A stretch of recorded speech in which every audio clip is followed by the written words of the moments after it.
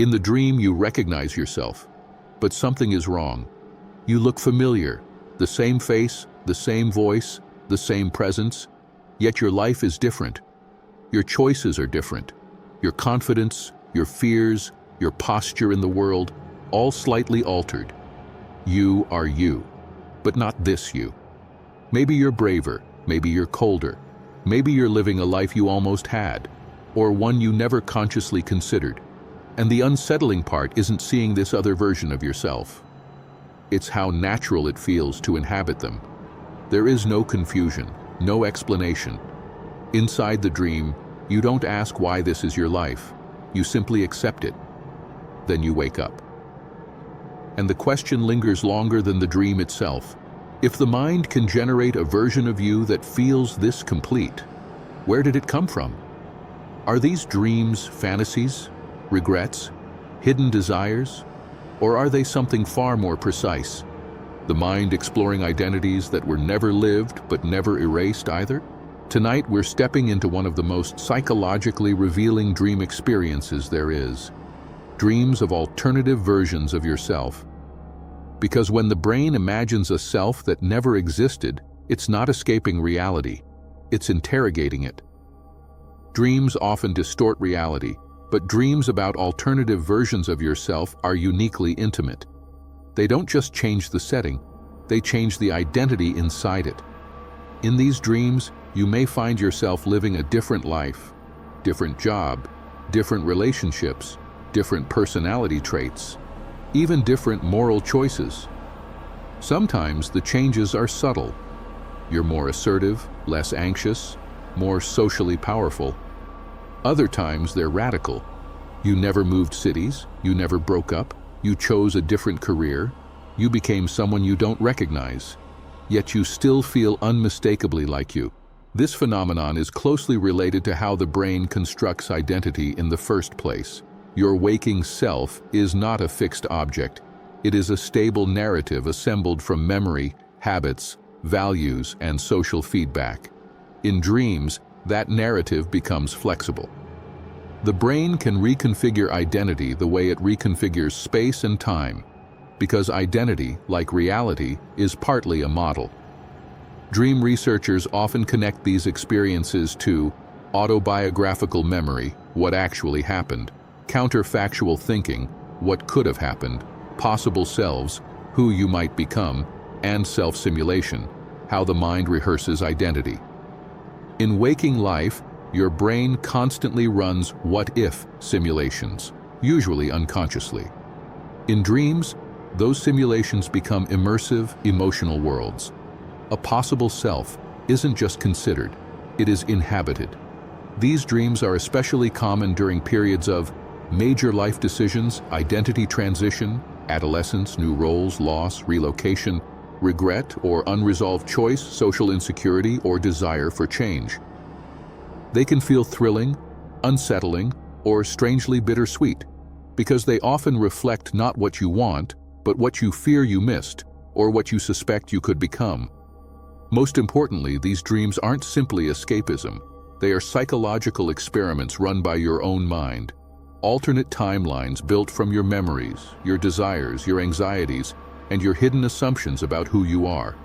To understand why the mind generates these alternate selves and what they're really doing inside your psychology, we need to go deeper into modern theories of identity, motivation, emotion, and symbolic self-representation. Dreams where you encounter alternative versions of yourself are not random fantasies. Psychologically, they are the mind's way of testing identity without consequences. In waking life, the sense of who you are feels stable, but that stability is maintained through constant self-monitoring. You reinforce certain traits, suppress others, and align your behavior with social expectations and past decisions. Over time, this creates a dominant version of the self, functional, coherent, but incomplete. Dreams loosen that structure. One of the key mechanisms involved is what psychology calls possible selves theory. At any given moment, the mind holds multiple representations of who you could be, who you might become, who you fear becoming, and who you once imagined you would be. Most of these identities remain dormant because waking life demands consistency. During dreaming, that demand disappears. The dreaming mind is free to activate a non-dominant self model and run it as if it were real. This is why alternative self-dreams feel internally coherent. The personality you inhabit has its own logic, emotional tone, and history. The brain is not inventing a character, it is reconfiguring traits that already exist within you. Emotion plays a central role here. These dreams often surface when there is tension between your current identity and an unexpressed aspect of yourself. This doesn't have to be regret. Sometimes it's unrealized confidence, suppressed aggression, neglected creativity, or unexplored autonomy. The dream allows that aspect to exist temporarily without threatening the waking self. Importantly, the dream does not judge which version is better. It simply asks, what would it feel like to be this? Another psychological factor is counterfactual identity processing.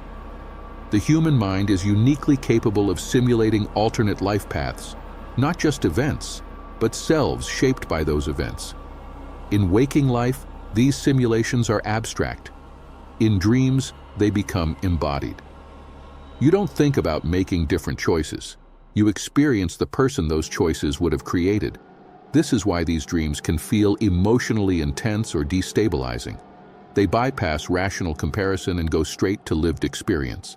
When you wake up, the contrast between versions can produce longing, relief, confusion, or clarity. Crucially, these dreams are not signs of identity confusion or dissatisfaction by default. They are exploratory. The mind is checking the flexibility of the self model, how much of you is fixed and how much is situational. Psychologically, this reveals something subtle but powerful. The self is not a single structure. It is a set of probabilities. Dreams about alternative versions of yourself are moments when the mind samples those probabilities, not to escape who you are, but to understand the boundaries of who you could be. To see how the brain is capable of generating such complete, convincing alternate identities, complete with emotions, memories, and agency, we now need to look beneath psychology and into the neural architecture of self-simulation during sleep. From a neuroscientific perspective, dreaming of alternative versions of yourself is possible because the brain does not store identity as a single, fixed entity. Identity is an emergent process, assembled moment by moment from memory, emotion, and prediction. During REM sleep, the stage most associated with vivid narrative dreaming, the brain enters a unique configuration that makes self-reconstruction unusually flexible. Several key neural systems are involved. First, the default mode network, DMN, which plays a central role in self-referential thinking, autobiographical memory, and imagining the future, remains highly active during REM sleep. This network is responsible for generating the internal sense of me. When it is active without external constraints, it can assemble multiple plausible versions of the self, not just the one used in waking life. At the same time, the prefrontal cortex, especially regions involved in consistency, inhibition, and reality checking, shows reduced activity. This matters because the prefrontal cortex normally enforces identity stability. It asks questions like, is this who I really am? Does this make sense? Does this align with my history? In dreams, those questions are largely offline. This allows the brain to temporarily suspend identity policing and explore alternative self-models without resistance. The result is a dream self that feels coherent, natural, and unquestioned, even when it contradicts waking reality. Memory systems further amplify this effect. The hippocampus and medial temporal lobes reactivate autobiographical memory fragments during REM sleep. But instead of replaying them faithfully, the brain recombines them. Traits, experiences, and emotional patterns from different periods of life are blended together, creating a self that feels authentic but unfamiliar. Crucially, the brain treats these simulations as present reality. Neuroimaging studies show that during REM dreaming, the same sensory and emotional circuits activated during waking experience can become active again. When the dream self speaks, decides, or feels emotion, the brain processes those actions similarly to how it would if they were happening while awake. This is why alternative self-dreams feel embodied rather than imagined. Neurochemistry also shapes the experience. REM sleep is dominated by acetylcholine, which enhances internal imagery and associative thinking, while serotonin and norepinephrine, chemicals that support mood regulation, temporal continuity, and identity stability, are reduced. Without these stabilizing influences, the brain becomes more tolerant of identity variation. In essence, the brain enters a simulation-friendly mode. It can generate a complete self-package, personality, history, emotional tone, without needing it to match the waking self. The mind is not confused about who you are. It is temporarily exploring who you could be. Neuroscience suggests that this ability is not a bug, but a feature. Flexible self-simulation may help the brain adapt, learn, and prepare for future change. To understand how researchers have observed this process in real people, and what experimental evidence reveals about dreaming selves, we now need to turn to documented studies and cases. Dreams of alternative versions of the self are not just philosophical curiosities.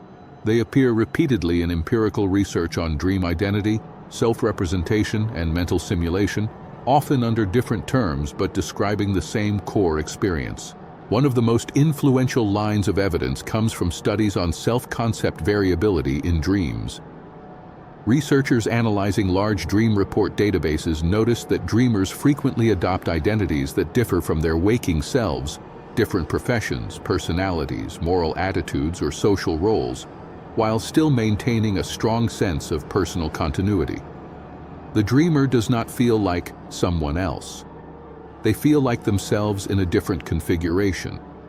This observation aligns closely with research on possible selves, a concept introduced in cognitive psychology to describe the mental representations people hold of who they might become.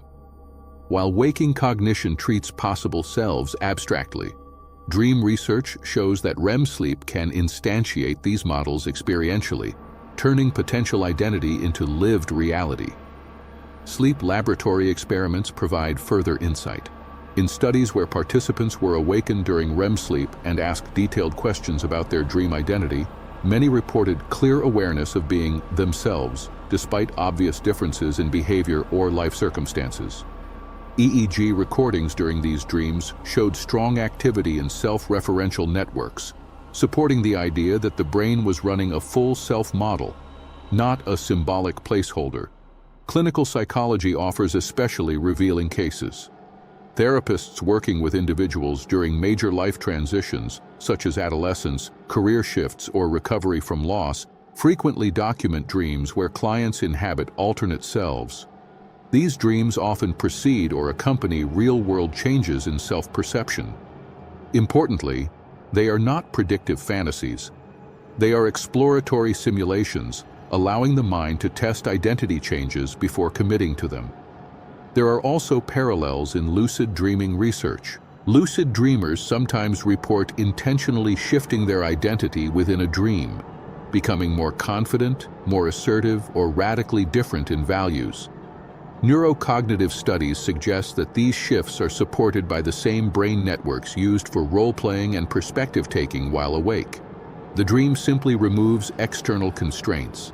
Perhaps most compelling are longitudinal dream diary studies. When individuals track dreams over long periods, alternative self-dreams tend to cluster around moments of internal conflict or re-evaluation. Once decisions are made or identity stabilizes, these dreams often decrease in frequency. This pattern strongly suggests a regulatory function rather than randomness. Across disciplines, one conclusion remains consistent. Dreams of alternative selves are not about escaping reality. They are about mapping the space of identity. The brain uses dreams as a laboratory, running simulations of who you could be, how it would feel, and what emotional consequences might follow. Which brings us to the final reflection. If the mind can generate so many convincing versions of you, what does that mean for the idea of a single fixed self? Dreams of alternative versions of yourself linger in a very particular way. They don't fade like ordinary dreams. They stay with you, not as images, but as questions. Because when you wake up, the unsettling realization isn't, "That wasn't real." It's, "That could have been me." These dreams expose something we rarely confront while awake. The self is not a finished product. It is a negotiated construction, assembled from choices made, choices avoided, and possibilities left dormant. In waking life, we protect ourselves with continuity. We tell a coherent story about who we are, because coherence feels safe. Dreams do not require that safety. They allow the mind to temporarily suspend loyalty to the current identity and explore others, not to replace it, but to understand its limits. That is why these dreams feel so complete. They are not fantasies. They are simulations of identity. They ask quiet but destabilizing questions. Who would I be if fear had less influence? Who would I be if I had chosen differently? Who am I becoming without noticing? And the answer is never simple, because the brain is not searching for one true self. It is mapping a landscape. Perhaps the most important insight these dreams offer is this: you are not a single version moving forward through time. You are a collection of selves, with one currently in use. Dreaming allows the others to speak, not to haunt you, but to inform you, to remind you that identity is flexible, adaptive, and unfinished. And maybe that's why these dreams feel so real, because somewhere deep in the architecture of the mind, every version of you that mattered still exists.